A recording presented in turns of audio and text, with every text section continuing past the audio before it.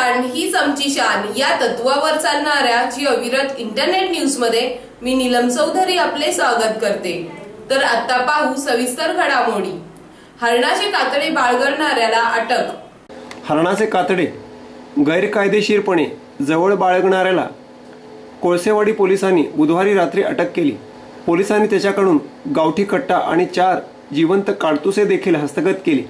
कल्याण पूर्वेकडील Poona link road परिसरात एक इसम जंगली प्राण्याचे कातडे घेऊन येणार असल्याची माहिती कोळसेवाडी पोलिसांना मिळाली होती। या माहितीच्या आधारे या परिसरात बुधवारी रात्री सापळा लावत रवींद्र गोविंद कुशवाह याला रात्री 9:30च्या सुमारास पोलिसांनी ताब्यात घेतले।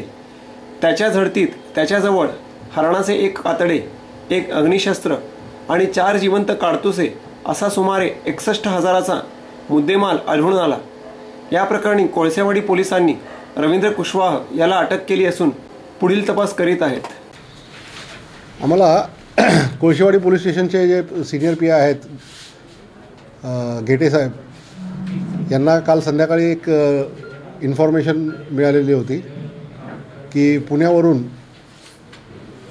एक व्यक्ती हा हरणाचं कातडं विकण्यासाठी येत आहे आणि ज्या वेळेला ही इन्फॉर्मेशन मिळाली या लोकांनी तिकडे एक सापळा रचला आणि ज्या वेळेला ती व्यक्ती आम्हाला तिथे सापडली त्यावेळेला त्याच्या ताब्यातून आम्ही हे हरणाचं कातडं त्याचबरोबर एक गावठी कट्टा पिस्टल आणि 4 राऊंड 7.62 mm हे त्याच्या झडतीत मिळालेले आहेत।